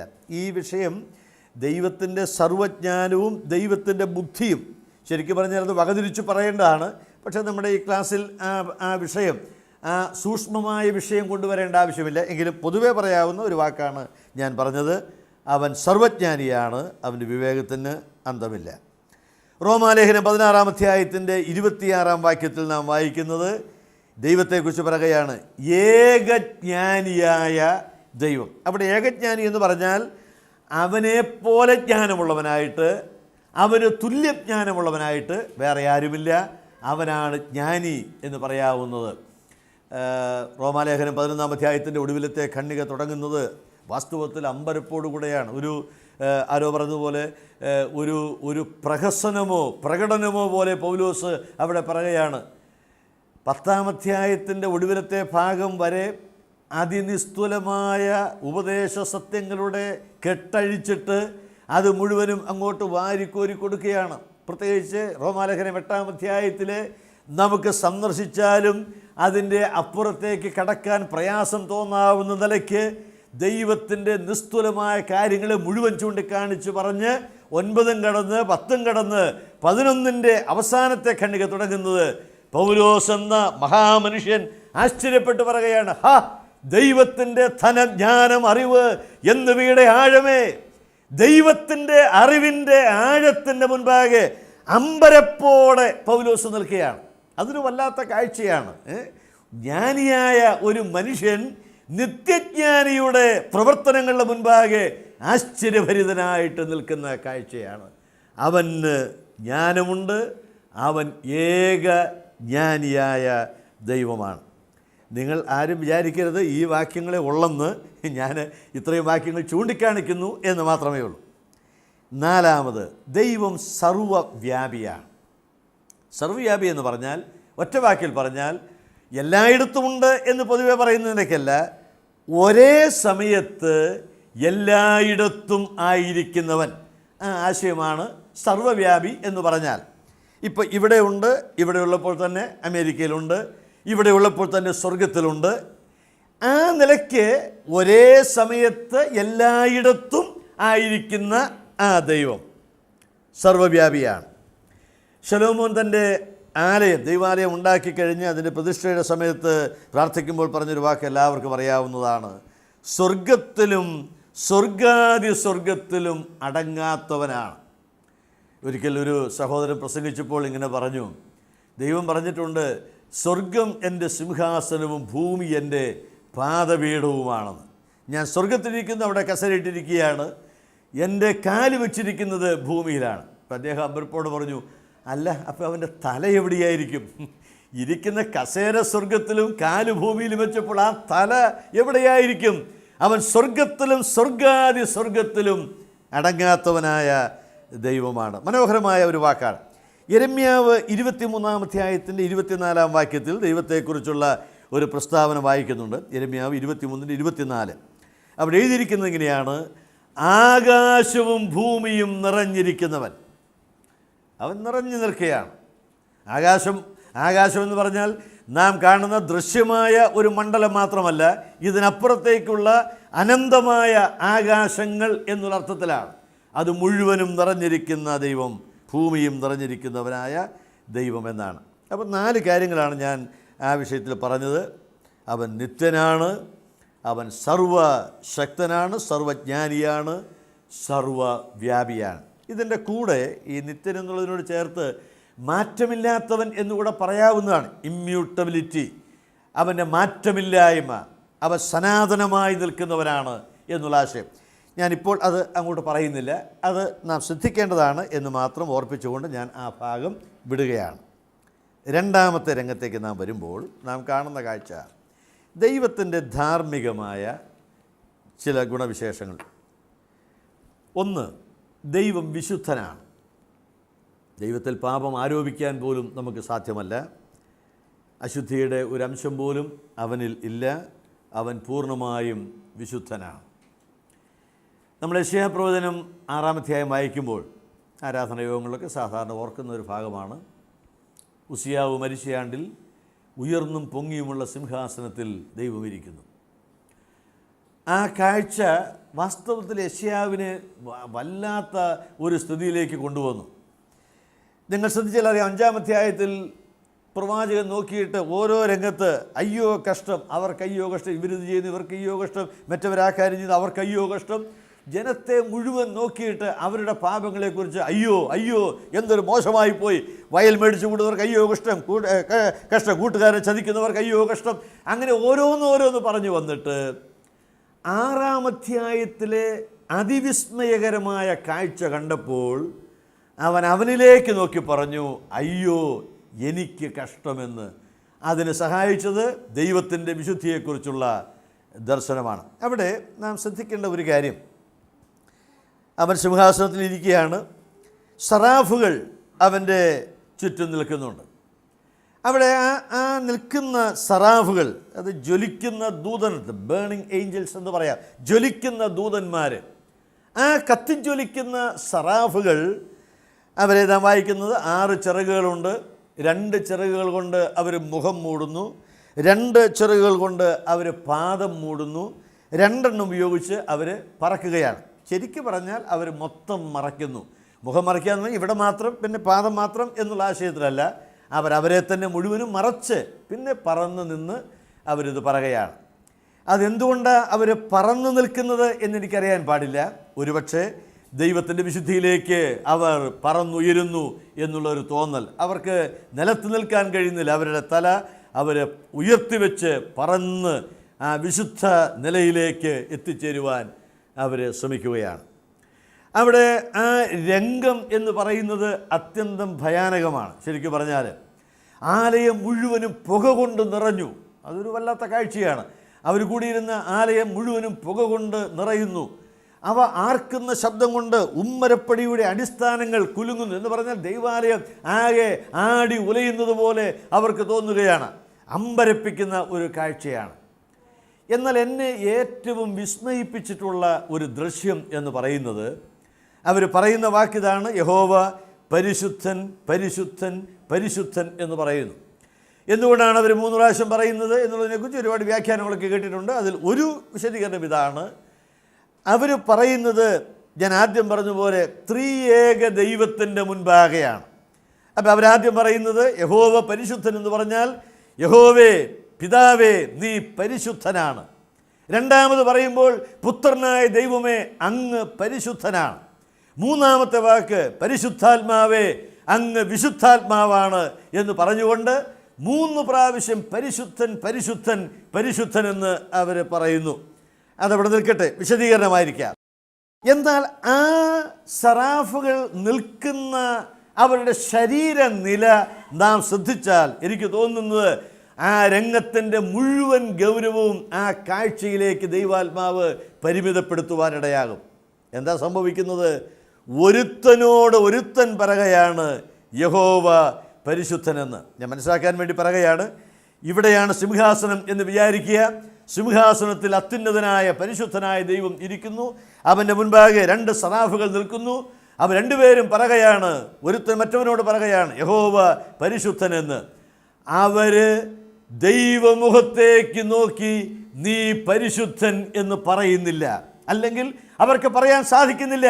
അവർ തിരിഞ്ഞ് യഹോവേ നീ പരിശുദ്ധനെന്ന് അവർ പറയുന്നില്ല. അവർ അന്യോന്യം പറയുകയാണ് അവിടെ ഇരിക്കുന്നവൻ പരിശുദ്ധനാണെന്ന്. അതിനർത്ഥം ഇതാണ്, ആ വസിക്കുന്ന ദൈവം സറാഫുകളെപ്പോലും ഭയപ്പെടുത്തുന്ന നിലയ്ക്ക് അത്രയ്ക്കും പരിശുദ്ധനായ ദൈവമാണ്. ഇന്ന് രാത്രി ഇവിടെ കൂടി വന്ന ദൈവജനത്തോട് ഞാനൊരു വാക്ക് പറയാം. 5-ാം സങ്കീർത്തനത്തിൻ്റെ 7-ാം വാക്യത്തിൽ ദാവീദ് പറയുന്നുണ്ട്, ഞാനോ നിൻ്റെ കൃപയുടെ ബഹുത്വത്താൽ നിൻ്റെ ആലയത്തിലേക്ക് വന്ന് നിങ്ങളുള്ള ഭക്തിയോടെ ആരാധിക്കുമെന്ന് പറയുന്നുണ്ട്. അവിടെ ആരാധനയുടെ സൗരഭ്യം എന്ന് പറയുന്നത്, ഞാൻ നിൽക്കുന്നത് നിൻ്റെ വിശുദ്ധ മന്ദിരത്തിന് നേരെയാണ്. അതായത് ഞാൻ ആരാധിക്കുന്നത് നിനക്ക് അഭിമുഖമായി നിന്നുകൊണ്ടാണ്. ദൈവത്തിൻ്റെ സ്തോത്രം. ഞാൻ പറഞ്ഞു വരുന്നതിൻ്റെ അർത്ഥം മനസ്സിലായെന്ന് വിചാരിക്കുന്നു. സ്വർഗീയ ദൂതന്മാരായ സറാഫുകൾക്ക് കെരൂബുകളിൽ വസിക്കുന്ന ദൈവത്തിൻ്റെ മുഖത്ത് നോക്കുവാൻ കഴിയാതെ വണ്ണം അത്രമാത്രം അവൻ വിശുദ്ധിയിൽ പൂർണ്ണനാണെങ്കിൽ, ആ ദൈവത്തിൻ്റെ മുഖത്ത് നോക്കി പാവപ്പെട്ടവരായി നമുക്ക് തോമസ് അപ്പോസ്തലൻ പറഞ്ഞതുപോലെ എൻ്റെ കർത്താവും എൻ്റെ ദൈവവുമേ എന്ന് വിളിച്ച് ആരാധിക്കുവാൻ ഭാഗ്യം നൽകിയത് ദൈവകൃപയുടെ അന്യാദൃശ്യമായ വെളിപ്പാടാണ്. നമുക്ക് ദൈവത്തെ സ്തുതിക്കാൻ അത് ധാരാളം മതിയായ വിഷയമാണ്. അവൻ പരിശുദ്ധനായ ദൈവമാണ്. അപ്പം ഞാൻ പറഞ്ഞു വരുന്ന ആ വാക്ക് വളരെ ശ്രദ്ധേയമായിട്ടുള്ള ഒരു കാര്യമാണ്. അവൻ ഏറ്റവും വിശുദ്ധനായ ദൈവമാണ്. ഞാൻ ആദ്യം പറഞ്ഞു, ഇയ്യോബിൻ്റെ പുസ്തകം എഴുതുന്ന കാലത്ത് വേറെ ഒരു വേദവാക്യം വായിച്ചിട്ടല്ല ഇയ്യോബ് എഴുതിയത്. കാരണം വേദപുസ്തകത്തിൻ്റെ ഒരു വരി പോലും അവിടെ ഇല്ല. ആ പുസ്തകത്തിൻ്റെ 15-ാം അധ്യായം 15-ാം വാക്യത്തിലെ ഒരു പ്രയോഗം വേദപുസ്തകത്തിൽ മറ്റെങ്ങും കാണാത്ത ഒരു വാക്കാണെന്ന് എനിക്ക് തോന്നിയിട്ടുണ്ട്. അവിടെ എഴുതിയിരിക്കുന്ന ഇങ്ങനെയാണ്, സ്വർഗവും തൃക്കണ്ണിന് നിർമ്മലമല്ല. സങ്കീർത്തനങ്ങളിലെ പല വാക്യങ്ങൾ ഇതിന് നമുക്ക് പ്രകാശം തരുന്നതാണ്. 145-ാം സങ്കീർത്തനത്തിൻ്റെ 17-ാം വാക്യത്തിൽ പറഞ്ഞിട്ടുള്ളൊരു വാക്ക്, ദൈവം തൻ്റെ സകല വഴികളിലും നീതിമാൻ എന്നുള്ളതാണ്. അതുപോലെ റോമാലേഖനം 3-ാം അധ്യായത്തിൽ 26-ാം വാക്യത്തിൽ പാപിയെ നീതീകരിക്കുന്ന വിഷയത്തിൽ പൗലോസ് പറയുന്നുണ്ട്, ദൈവം നീതിമാനാണ്. ഞാൻ ആ വാക്ക് അങ്ങ് വിടുകയാണ്. 3-ാമത്, ദൈവം കരുണ കാണിക്കുന്ന ദൈവമാണ്. കരുണയുള്ള ദൈവമാണ്. കരുണ എന്താണ്? കരുണ എന്ന് പറഞ്ഞാൽ പൊതുവെ ഈ കരുണ, കൃപ എന്നുള്ള 2 വാക്കുകൾ സമാനമായ അർത്ഥത്തിലാണ് ആളുകൾ എടുക്കാറ്. ദൈവം കരുണ കാണിച്ചു, ദൈവം കൃപ കാണിച്ചു എന്നൊക്കെ ഒരേ അർത്ഥത്തിലാണ് നമ്മൾ പറയാറുള്ളത്. പക്ഷേ രണ്ടും ധ്രുവങ്ങളുടെ അർത്ഥവ്യത്യാസമുള്ള 2 പദങ്ങളാണ്. കരുണ എന്നുള്ള വാക്കിൻ്റെ നേരെ ചൊവ്വയുള്ള അർത്ഥം എന്ന് പറഞ്ഞാൽ അർഹമായത് തരാതിരിക്കുക. അതാണ് ആ വാക്കിൻ്റെ അർത്ഥം. എനിക്ക് കിട്ടേണ്ടത്, എനിക്ക് ന്യായമായിട്ടും അവകാശപ്പെടാൻ കഴിയുന്നത് തരാതിരിക്കുക. അതാണ് കരുണ എന്ന വാക്കുകൊണ്ട് അർത്ഥമാക്കുന്നത്. എനിക്ക് അർഹമായതെന്താ? പാപിക്ക് അർഹമായതെന്താണ്? തിരുവെഴുത്ത് പറയുന്നത് നരകമാണ്. പാപിയെ ശിക്ഷിക്കണം, അവനെ തള്ളിക്കളയണം. എന്ന് ദൈവം കരുണ കാണിക്കുന്നു എന്ന് പറയുന്നത് പാപിയായ ഒരു മനുഷ്യനെ നരകത്തിൽ വിടാതെ അവനെ ആ നരകത്തിൽ നിന്ന് ദൈവം വിടുവിക്കുന്നു എന്നുള്ളതാണ് അവനോട് കാണിക്കുന്ന കരുണ. ന്യായമായി കിട്ടേണ്ടത് തരാതെ അവൻ വിടുന്നു, അർഹമായത് തരുന്നില്ല. അതാണ് ദൈവത്തിൻ്റെ കരുണ. 2 വാക്യങ്ങൾ ഞാൻ ഉദ്ധരിക്കാം. ഒന്ന് റോമാലേഖനം 9-ാം അധ്യായത്തിൻ്റെ 22 മുതൽ 24 വരെയുള്ള വാക്യങ്ങളാണ്. അതിലെ ഒരു വാചകം മാത്രം ഞാൻ പറയാം, അത് ആ ഭാഗമെടുത്ത് വായിപ്പിക്കാതെ ഞാൻ ആ വാക്ക് പറഞ്ഞു പോകാം. നമ്മുടെ അവസ്ഥ എന്ന് പറഞ്ഞാൽ കോപപാത്രങ്ങളാണ്. ഏറ്റുവാങ്ങാൻ കോപം മാത്രമേ ഉള്ളൂ. ഒരു പാത്രം പോലെയാണെങ്കിൽ എന്നിൽ പകരേണ്ടത് മുഴുവൻ ദൈവത്തിൻ്റെ കോപമാണ്, എന്നെ ശിക്ഷിക്കേണ്ടതാണ്. എന്നാൽ എന്താ ദൈവം ചെയ്തത്? അവൻ എന്നെ കരുണാപാത്രമാക്കി മാറ്റി. അതായത് എന്നിൽ കോപം പകരുന്നില്ല, കോപം പകരാതെ അതിന് പകരമായിട്ട് കരുണ പകരുന്നു. അതാണ് ദൈവത്തിൻ്റെ കരുണയുടെ പ്രത്യേകത. എനിക്ക് അർഹമായത് തരുന്നില്ല, അത് ദൈവത്തിൻ്റെ കരുണയാണ്. ഇനി അധികം ശ്രദ്ധയിൽ വരാത്തൊരു വാക്ക് ഞാൻ പറയാം. ആരും ശ്രദ്ധിച്ചിട്ടില്ലെന്നല്ല, എങ്കിലും പൊതുവെ ശ്രദ്ധിക്കാത്ത ഒരു വാക്ക്. യാക്കോബിൻ്റെ ലേഖനം 2-ാം അധ്യായത്തിൻ്റെ 13-ാം വാക്യത്തിൽ നാം വായിക്കുന്ന ഒടുവിലത്തെ വാചകം, കരുണ ന്യായവിധിയെ ജയിച്ച് പ്രശംസിക്കുന്നു. ന്യായവിധി വരേണ്ടതാണ്, ന്യായവിധിയാണ് വരേണ്ടത്. പക്ഷേ ദൈവം കാണിച്ച കരുണ കൊണ്ട് എൻ്റെ മേൽ വരേണ്ട ന്യായവിധിയെ മറികടക്കുകയാണ്. ഞാൻ പറയുന്നത് നിങ്ങൾ മനസ്സിലാക്കുന്നു എന്ന് വിചാരിക്കുന്നു. ഒരു മനുഷ്യൻ്റെ മേൽ ന്യായവിധി വരണം, പാപി ശിക്ഷിക്കപ്പെടണം. തിരുവെഴുത്ത് പറയുന്നത് എന്താണ്? പാപത്തിൻ്റെ ശമ്പളം മരണമത്രേ, പാപം ചെയ്യുന്ന ദേഹി മരിക്കും. ഈ പ്രമാണമുള്ളപ്പോൾ തന്നെ ദൈവം കാൽവറിയിൽ കാണിച്ച കരുണ എന്ന് പറയുന്നത് ആ ന്യായവിധിയെ ജയിച്ച് പ്രശംസിപ്പാൻ ഇടവരുന്നതാണ്. വാസ്തവത്തിൽ അതാണ് ദൈവത്തിൻ്റെ കരുണ. എഫെസ്യർ 2-ാം അധ്യായം തുടങ്ങുന്നത് ദൈവത്തിൻ്റെ കരുണയെക്കുറിച്ചുള്ള അതിമനോഹരമായ പ്രസ്താവനയോടെയാണ്. കരുണാസമ്പന്നനായ ദൈവമെന്നാണ്. കരുണ ഉണ്ടെന്ന് മാത്രമല്ല, അവനാണ് കരുണയുടെ ഉറവിടം, അവനാണ് കരുണ മുഴുവൻ വെച്ചിരിക്കുന്നയാൾ. കരുണയിൽ അവൻ സമ്പന്നനാണ്. 4-ാമത്തെ പദം ഞാൻ ആദ്യം പറഞ്ഞ വാക്കാണ്, കൃപ എന്നുള്ള പദമാണ്. അതിൻ്റെ അർത്ഥം നേരെ തിരിച്ചാണ്, അർഹതയില്ലാത്തത് എനിക്ക് തരിക. വിശദീകരിക്കാനായിട്ട് കഴിയുന്ന വാക്കാണ്. ഈ നിർവചനം കൊടുക്കുകയാണെങ്കിലും വിശദീകരിച്ച് പറയേണ്ടതാണ്. എങ്കിലും മനസ്സിലാക്കാൻ പച്ചമലയാളത്തിൽ ഞാൻ പറഞ്ഞു പോവുകയാണ്. കരുണയുടെ അർത്ഥം അർഹമായത് തരാതിരിക്കുക. നരകമാണ് അർഹമായത്, അത് തരാതിരിക്കുക. കൃപയുടെ അർത്ഥം എനിക്ക് അർഹമല്ലാത്തത്, സ്വർഗം എനിക്ക് അർഹമല്ല, പാപിക്ക് അർഹമല്ല, ആ അർഹമല്ലാത്ത സ്വർഗത്തെ എനിക്ക് തരുന്നത് ദൈവത്തിൻ്റെ കൃപയാണ്. പത്രോസിൻ്റെ 1-ാം ലേഖനം 5-ാം അധ്യായം 10-ാം വാക്യത്തിൽ നാം വായിക്കുന്നത് ആ വാക്ക് അതുപോലെ വേദപുസ്തകത്തിൽ മറ്റെങ്ങും ഇല്ലെന്ന് തോന്നുന്നു. സർവ കൃപാലുവായ ദൈവം. ദൈവത്തെക്കുറിച്ചുള്ള വളരെ തെളിമയുള്ള ഒരു പ്രസ്താവനയാണത്. ദൈവം കൃപാലു എന്ന് മാത്രമല്ല, സർവകൃപാലുവായ ദൈവം. 1 പത്രോസ് 5-ാം അധ്യായത്തിൻ്റെ 10-ാമത്തെ വാക്യമാണ്. ഞാൻ ഒരു വാക്യം ഇത് രണ്ടും ഒരുമിച്ച് പറഞ്ഞിരിക്കുന്നത് ഒന്ന് വായിച്ച് വിടാം. പുറപ്പാട് പുസ്തകം 34-ാം അധ്യായത്തിൽ നാം ആ പ്രസ്താവന വായിക്കുന്നുണ്ട്. അതിൻ്റെ 6-ാമത്തെ വാക്യം, പുറപ്പാട് 34-6. അവിടെ എഴുതിയിരിക്കുന്നത് ഇങ്ങനെയാണ്, യഹോവ അവൻ്റെ മുൻപാകെ കടന്ന് ഘോഷിച്ചത് എന്തെന്നാൽ, യഹോവയായ ദൈവം കരുണയും കൃപയും ഉള്ളവൻ. ഇതാരാ പറയുന്നത്? മോശയല്ല, ഇസ്രായേൽ ജനമല്ല. യഹോവ തന്നെ തൻ്റെ ദാസൻ്റെ മുൻപാകെ നിന്നിട്ട് പറയുകയാണ്, ഞാൻ യഹോവ, ഞാൻ ആരാണെന്നറിയാമോ? ഞാൻ കരുണയും കൃപയുമുള്ള ദൈവമാണ്. ഈ 2 സ്വഭാവവിശേഷങ്ങളും ഏറ്റവും ന്യൂനമറ്റ നിലയിൽ അവനിൽ സങ്കലിച്ചിരിക്കുന്നു എന്നുള്ളത് അതിശ്രദ്ധ കൊടുക്കേണ്ട ഒരു വാക്കാണ്.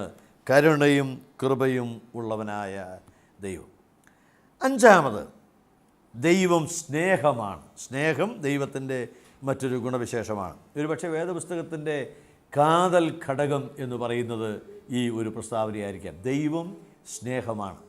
ലോകത്തിലെ മറ്റ് പല മതങ്ങളും ദൈവത്തെ അവതരിപ്പിക്കുന്നത് കോപാകുലനായ ദൈവമായിട്ടാണ്. പക്ഷേ വേദപുസ്തകം ചൂണ്ടിക്കാണിക്കുന്നത് ദൈവം സ്നേഹവാനായ ദൈവം എന്നുള്ള നിലയ്ക്കാണ്. ഒരു പാപിയെ സ്വാധീനിക്കുന്നത് ന്യായവിധിയെക്കുറിച്ചുള്ള ഭീതിയല്ല. അങ്ങനെ രക്ഷിക്കപ്പെടുന്നവർ അത്യന്തം പരിമിതമായിരിക്കും.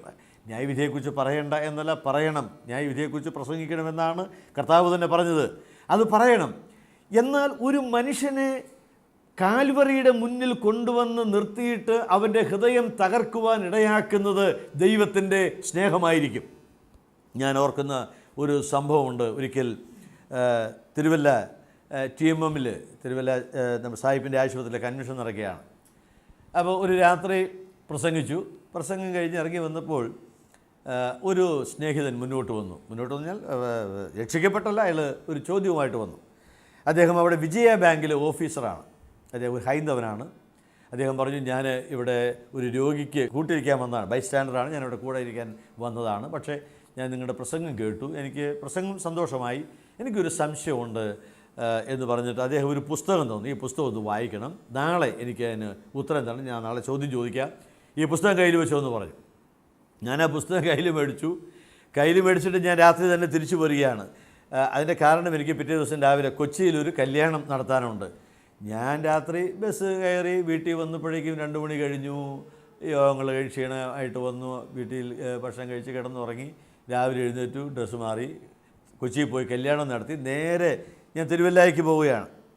അപ്പോൾ ഈ പോകുന്ന വഴിക്ക് ബാഗിലിരുന്ന ആ പുസ്തകം നോക്കിയപ്പോൾ ആ പുസ്തകം MP വീരേന്ദ്രകുമാർ എഴുതിയ ഒരു പുസ്തകമാണ്. ബുദ്ധൻ്റെ ചിരി എന്നാണ് പുസ്തകത്തിൻ്റെ പേര്. അപ്പോൾ എനിക്ക് തോന്നിയ കാര്യം, ഞാൻ ഈ ബുദ്ധൻ്റെ ചിരിക്ക് മറുപടി പറയേണ്ടത് തന്നെ ഇത് എനിക്ക് മനസ്സിലാകുന്ന കാര്യം പോലുമല്ല. വേദപുസ്തകത്തിലെ അറിയാവുന്ന വിഷയങ്ങളാണ് വല്ലതും പറയാം. ഇതിന് ഞാൻ എന്തിനാണ് മറുപടി പറയുന്നത്? ഏതായാലും അദ്ദേഹത്തോട് പറയാം, പുസ്തകം വായിക്കാനായിട്ട് പറ്റിയില്ല. അത് സത്യവുമാണ്, പുസ്തകം വായിക്കാൻ പറ്റിയില്ല, സോറി പറയാം. ആ തീരുമാനത്തോട് പോയി. അപ്പോൾ ഞാൻ വൈകുന്നേരം തിരുവല്ലായി ചെന്നപ്പോഴേക്കും കൺവെൻഷൻ്റെ പാട്ട് കഴിഞ്ഞു, പ്രസംഗത്തിന് സമയം ആകുന്നു, പ്രാർത്ഥിക്കാനായിട്ട് തുടങ്ങിയാണ്. നേരെ പോയി കസേരയിൽ സ്റ്റേജിൽ പോയിരുന്നു, പ്രസംഗം നടത്തി. പ്രസംഗം കഴിഞ്ഞപ്പോൾ ആഹ്വാനം ചെയ്തു. എനിക്ക് 6 or 7 പേര് അന്ന് രാത്രി കർത്താവിൻ്റെ അടുക്കിലേക്ക് രക്ഷയ്ക്കായിട്ട് വരുന്നു എന്ന് എഴുന്നേറ്റ് നിന്ന് സാക്ഷീകരിച്ചു. അതിലാദ്യം വന്നത് ഈ പറഞ്ഞ വിജയ ബാങ്കിലെ ഓഫീസറാണ്. അദ്ദേഹം പ്രാർത്ഥിച്ചു. പ്രാർത്ഥന കഴിഞ്ഞപ്പോൾ ഞാൻ അദ്ദേഹത്തോട് പറഞ്ഞു, സാറേ ഞാൻ പുസ്തകം വായിച്ചില്ല കേട്ടോ, ക്ഷമിക്കണമെന്ന് പറഞ്ഞു. അപ്പോൾ അദ്ദേഹം എൻ്റെ തോളിൽ പിടിച്ചിട്ട് പറഞ്ഞു, അത് വായിക്കണ്ട, എനിക്ക് ഉത്തരം കിട്ടി, ഇനി അത് വായിക്കണ്ട എന്ന് പറഞ്ഞു.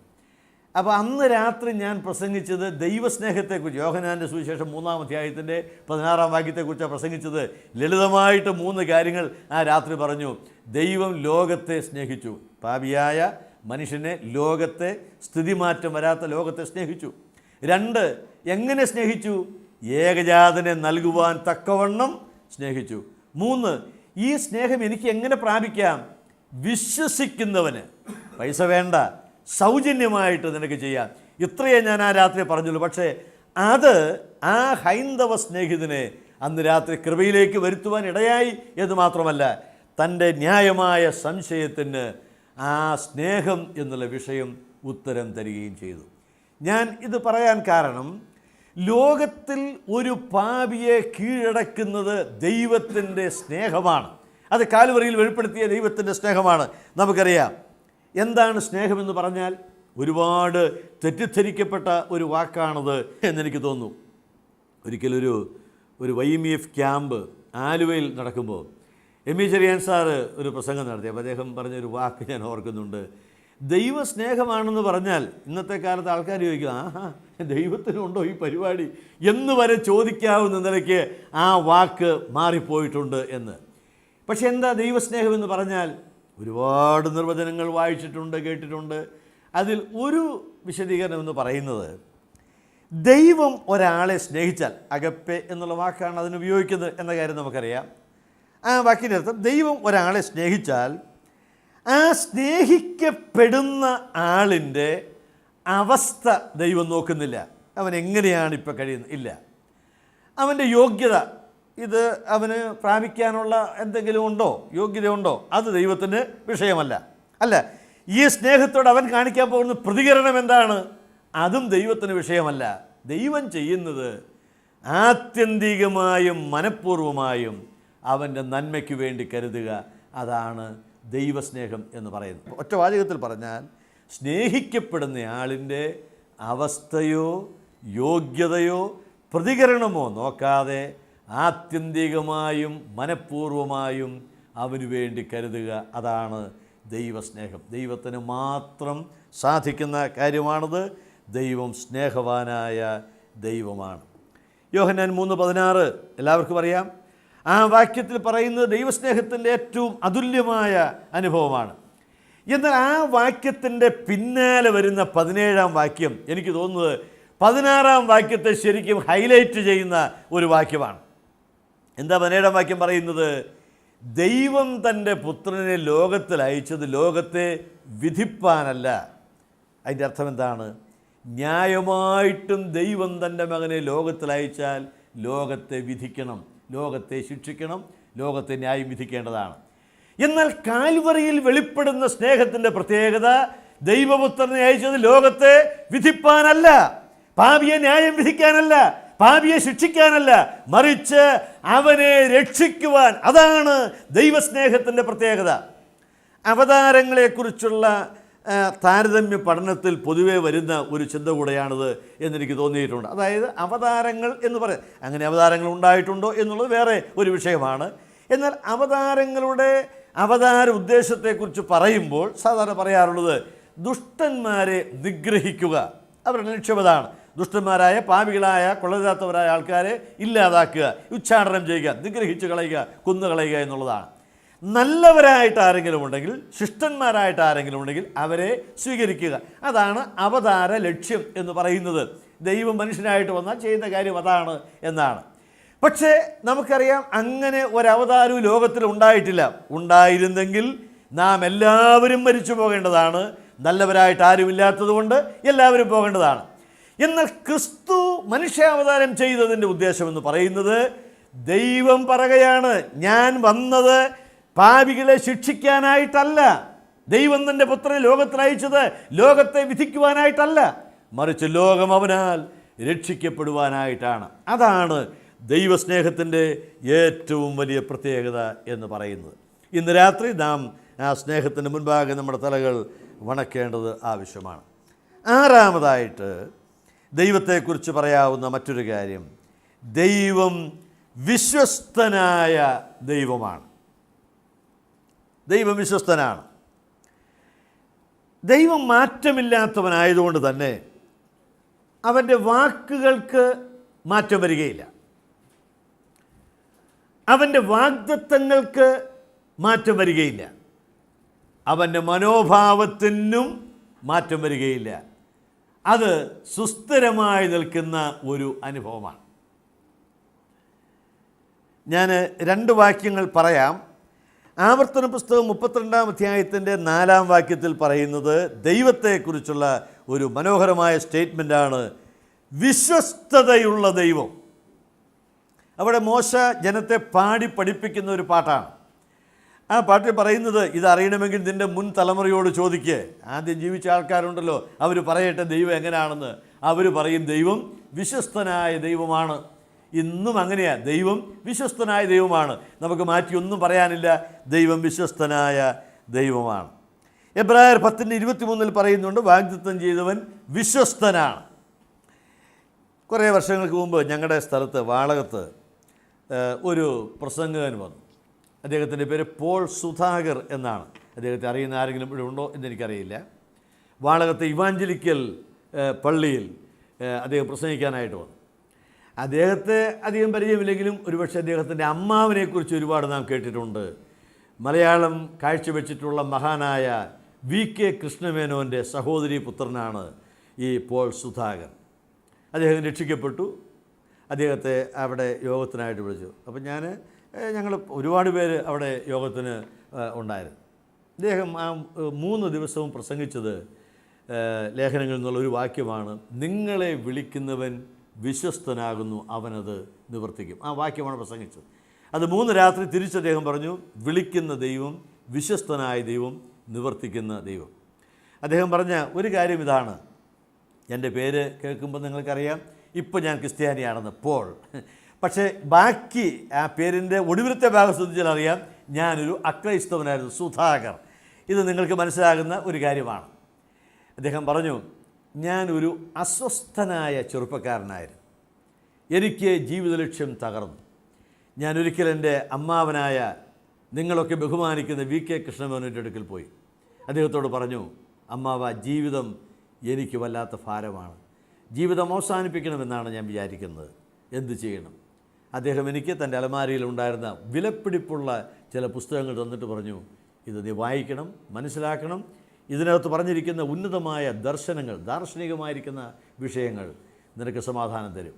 അദ്ദേഹം പറഞ്ഞു, പക്ഷേ എനിക്ക് ആ പുസ്തകങ്ങൾ സമാധാനം തന്നില്ല. ഞാൻ 1-2 ആഴ്ച കഴിഞ്ഞപ്പോൾ ആ പുസ്തകങ്ങൾ തിരിച്ചു കൊടുത്തു. അന്ന് അദ്ദേഹത്തിൻ്റെ അലമാരിയുടെ ഏറ്റവും ഉൾഭാഗത്തിരുന്ന അതിവിശിഷ്ടമായ 1-2 പുസ്തകങ്ങൾ തന്നിട്ട് പറഞ്ഞു, ഇത് നിനക്ക് പ്രയോജനപ്പെടും, നിശ്ചയമായിട്ടും ഉപയോഗപ്പെടും എന്ന് പറഞ്ഞ് ആ പുസ്തകങ്ങൾ എനിക്ക് തന്നു. ഞാൻ അതും വായിച്ചു തള്ളി. പക്ഷേ ആ പുസ്തകങ്ങളും എന്നെ സമാധാനത്തിലേക്ക് നയിച്ചില്ല. ഞാൻ അവിടെ ചെന്ന് പറഞ്ഞു, ഇനി ഞാൻ അമ്മാവനെ കാണാൻ വരികയില്ല, ഞാൻ എൻ്റെ ജീവിതം അവസാനിപ്പിക്കും ഒരു ദിവസം എന്ന് പറഞ്ഞു.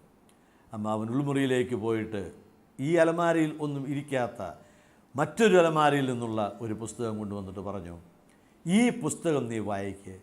ഇത് നിനക്ക് സമാധാനം തന്നില്ലെങ്കിൽ ഇനി ഇങ്ങോട്ട് വരണ്ട. നിനക്ക് തരാൻ എനിക്കൊരു പുസ്തകമില്ല, വായിക്കാൻ തരാൻ എനിക്ക് പുസ്തകമില്ല എന്ന് പറഞ്ഞിട്ട് ആ പുസ്തകം തന്നു. അതാണ് ഇപ്പോൾ എൻ്റെ കയ്യിലിരിക്കുന്ന ഈ ബൈബിൾ എന്ന് അദ്ദേഹം പറഞ്ഞു. എൻ്റെ അമ്മാവൻ രക്ഷിക്കപ്പെടാത്തവനായിട്ടാണ് ലോകത്തോട് യാത്ര പറഞ്ഞത്. VK കൃഷ്ണമേനോൻ രക്ഷിക്കപ്പെട്ടില്ല. എന്നാൽ അമ്മാവൻ അന്ന് എനിക്ക് തന്ന ബൈബിൾ എന്നെ കൃപയിലേക്ക് നടത്തി. എന്നിട്ട് അദ്ദേഹം പറഞ്ഞ വാചകം ഇതാണ്, ആ ദൈവം വിശ്വസ്തനാണ്. അദ്ദേഹം രക്ഷിക്കപ്പെട്ടിട്ടൊരു കാലക്കണക്ക് പറഞ്ഞത് ഞാനിപ്പോൾ ഓർക്കുന്നില്ല. ആ ദൈവം ഈ കഴിഞ്ഞ കാലങ്ങളിലൊക്കെ എനിക്ക് വിശ്വസ്തനായ ദൈവമായിരുന്നു. ഞാൻ പറഞ്ഞത് അവൻ്റെ ധാർമ്മിക ഗുണലക്ഷണങ്ങൾ എന്നുള്ള നിലയ്ക്ക് ദൈവത്തിൻ്റെ ആ മഹിമയെക്കുറിച്ച് പഠിക്കുക മാത്രമല്ല, എൻ്റെ പ്രായോഗിക ജീവിതത്തിലേക്ക് എനിക്ക് കൊണ്ടുവന്ന് പറയാൻ കഴിയും. അവൻ വിശ്വസ്തതയുള്ള ദൈവമാണ്. അവൻ ഭോഷ്ക് പറകയില്ല. അവൻ്റെ മനോഭാവത്തിന് മാറ്റം വരികയില്ല. എന്നോടുള്ള അവൻ്റെ ആർദ്രതയ്ക്ക് മാറ്റം വരികയില്ല. എന്നെ നടത്തുന്ന ആ കൈകൾ ഒരിക്കലും ബലഹീനമായി തീരുകയില്ല. എന്നോടവന് കാർക്കശ്യം പോലും കാണിക്കുന്നവനല്ല. അവൻ വിശ്വസ്തനായ ദൈവമാണ്. എന്നെ ഈ അടുത്ത കാലത്ത് കോരിത്തെരിപ്പിച്ച 1-2 വാക്യമുണ്ട്. ഞാൻ അവസാനിപ്പിക്കുകയാണ് കേട്ടോ. ആ വാക്യം ഒന്ന് വായിക്കണമെന്ന് എനിക്ക് താല്പര്യമുള്ളതുകൊണ്ടാണ്. 89-ാം സങ്കീർത്തനം. നിങ്ങൾക്ക് ആ വാക്യം നല്ലതുപോലെ അറിയാം. എന്നാൽ ഈ അടുത്ത കാലത്ത് ആ വാക്യം വായിച്ചപ്പോൾ ആദ്യമായിട്ട് വായിക്കുന്ന പോലെ എനിക്ക് തോന്നി. അതുകൊണ്ട് ഞാനൊന്ന് വായിക്കുകയാണ്. ഏതാൻ എന്ന് പറയുന്ന ദൈവദാസൻ്റെ ധ്യാനമാണത്. 89-ാം സങ്കീർത്തനം. അതിൻ്റെ 33 മുതൽ 1-2 വാക്യങ്ങൾ വായിച്ചാൽ, ആ സങ്കീർത്തനം മൊത്തം വായിച്ചാൽ വിശ്വസ്തതയെക്കുറിച്ച് ആവർത്തിച്ച് പറയുന്ന ഒരു സങ്കീർത്തനമാണ്. 89-ാം സങ്കീർത്തനത്തിൻ്റെ 1-ാം വാക്യം 2-ാം വാചകത്തിൽ പറയുന്നത് നിൻ്റെ വിശ്വസ്തതയെ അറിയിക്കും. 2-ാം വാക്യത്തിൻ്റെ 2-ാം വാചകം നിൻ്റെ വിശ്വസ്തതയെ സ്വർഗത്തിൽ സ്ഥിരമാക്കിയിരിക്കുന്നു. 5-ാം വാക്യത്തിൻ്റെ 2-ാം വാചകം വിശുദ്ധന്മാരുടെ സഭയിൽ നിൻ്റെ വിശ്വസ്തതയെ സ്തുതിക്കും. 8-ാം വാക്യത്തിൻ്റെ ഒടുവിൽ യഹോവേ നിൻ്റെ വിശ്വസ്തത നിന്നെ ചുറ്റിയിരിക്കുന്നു. 14-ാം വാക്യത്തിൽ ദയയും വിശ്വസ്തതയും നിനക്ക് മുമ്പായി നടക്കുന്നു. 24-ാം വാക്യം എൻ്റെ വിശ്വസ്തതയും ദയയും അവനോടുകൂടെ ഇരിക്കും. 33-ാം വാക്യം അവിടെ എഴുതിയിരിക്കുന്നത് ഇങ്ങനെയാണ്, എങ്കിലും എൻ്റെ ദയയെ ഞാൻ അവങ്കൽ നിന്ന് നീക്കിക്കളകയില്ല, എൻ്റെ വിശ്വസ്തതയ്ക്ക് ഭംഗം വരുത്തുകയുമില്ല. അതെങ്ങനെയാണ് അവൻ പാലിക്കുന്നത്? അടുത്ത 2 വാക്യം കൂടെ ശ്രദ്ധിക്കുക. ഞാൻ ഒരിക്കൽ എൻ്റെ വിശുദ്ധിയെ കൊണ്ട് സത്യം ചെയ്തിരിക്കുന്നു, ദാവീദിനോട് ഞാൻ ഭോഷ്ക് പറകയില്ല. അവൻ്റെ സന്തതി ശാശ്വതമായും അവൻ്റെ സിംഹാസനം എൻ്റെ മുമ്പിൽ സൂര്യനെപ്പോലെയും ഇരിക്കും. എന്നെ ഒരുപാട് ആശ്വസിപ്പിച്ച ഒരു വാക്കാണത്. ഞാൻ എൻ്റെ നിയമത്തെ ലംഘിക്കുകയോ, 34-ാം വാക്യം, എൻ്റെ നിയമത്തെ ലംഘിക്കുകയോ എൻ്റെ അധരങ്ങളിൽ നിന്ന് പുറപ്പെട്ടതിന് ഭേദം വരുത്തുകയോ ചെയ്യുകയില്ല. ഇലക്ഷൻ സമയമാണ്. ഓരോ പ്രസ്താവനകൾ വരികയും മണിക്കൂറുകൾക്കുള്ളിൽ ആ പ്രസ്താവന പിൻവലിച്ച് തിരുത്തൽ നടത്തുകയും ചെയ്യുന്നത് കണ്ടും കേട്ടുമാണ് ഈ മണിക്കൂറുകളൊക്കെ നമ്മൾ മുമ്പോട്ട് പോകുന്നത്. ഇവിടെ അവൻ്റെ വാക്ക് അവൻ മാറ്റും അല്ലെങ്കിൽ മാറ്റുകയില്ലെന്നല്ല, ആ വാക്ക് ശ്രദ്ധിച്ചോ, എൻ്റെ അധരങ്ങളിൽ നിന്ന് പുറപ്പെട്ടതിന് ഭേദം വരുത്തുകയില്ലെന്ന് പറഞ്ഞാൽ ഞാൻ ഉദ്ദേശിച്ചത് അങ്ങനെ അല്ലെന്ന് പോലും അവൻ പറയുകയില്ല. ഒരു വാഗ്ദത്തം നൽകിയിട്ട് ഞാൻ അങ്ങനെയല്ല ഉദ്ദേശിച്ചത്, നിങ്ങൾ പറയുന്ന പോലല്ല ഞാൻ വിചാരിച്ചത് എന്നുപോലും ഒരു മാറ്റം അവൻ വരുത്തുകയില്ല. എന്തു പറഞ്ഞോ അത് പാലിക്കുന്നവനായ ദൈവം. ഇന്ന് രാത്രി ഞാൻ സന്തോഷത്തോടെ പറയട്ടെ, അവൻ്റെ ഗുണലക്ഷണങ്ങളുടെ മുൻപാകെ ആദരവോടെ തല താഴ്ത്തുന്നതോടൊപ്പം നമ്മുടെ ഹൃദയങ്ങളുടെ ആശ്വാസത്തിന് വേണ്ടി ഞാൻ പറയുകയാണ്, നാം ഒരിക്കൽ അംഗീകരിച്ചവനും നമ്മെ നടത്തുന്നവനുമായ ദൈവം തൻ്റെ വായിൽ നിന്ന് പുറപ്പെട്ടതിന് ഭേദം വരുത്താത്ത ദൈവമായതുകൊണ്ട് സ്തോത്രം. അവൻ എന്തു പറഞ്ഞാലും നിവർത്തിക്കുന്നവനാണ്. ഒരു വാക്കുപോലും മാറ്റിപ്പറയുകയില്ല. ഉദ്ദേശിച്ചത് അങ്ങനെയല്ലെന്ന് പോലും തിരുത്തു വരുത്തുകയില്ല. എന്തു പറഞ്ഞോ അത് നിവർത്തിക്കുന്ന ദൈവമായതുകൊണ്ട് നമുക്കവനെ സ്തുതിക്കാം. യേശുക്രിസ്തുവിൻ്റെ ദൈവത്വം എന്നുള്ളതാണ് വിഷയം, എനിക്കതറിയാം. എന്നാൽ ഞാൻ ആ ഭാഗത്തേക്ക് കടക്കുന്നതിന് മുൻപായിട്ട് ദൈവത്തെക്കുറിച്ചുള്ള ഈ പൊതുപ്രസ്താവന നടത്താൻ കാരണം ഇതിൽ നിന്നുകൊണ്ടാണ് മറ്റേ വിഷയം നമുക്ക് അംഗീകാരയോഗ്യമായി പഠിക്കാൻ സാധിക്കുന്നത്. അതുകൊണ്ട് ഈ നിസ്തുലമായ പ്രതലത്തിൽ ഉറച്ചു നിൽക്കുവാൻ ദൈവം സഹായിക്കട്ടെ. ഗുണലക്ഷണങ്ങൾ നിറഞ്ഞ ആ ദൈവത്തെ സ്നേഹിച്ച് ആദരിച്ച് അവനായിട്ട് ജീവിക്കുന്നതിന് ഇന്ന് രാത്രിയിലെ ഈ വചന പഠനം കാരണമാക്കി ദൈവം തീർക്കട്ടെ. അവൻ്റെ വിലയേറിയ നാമം എന്നേക്കും വാഴ്ത്തപ്പെടുമാറാകട്ടെ. ആമേൻ.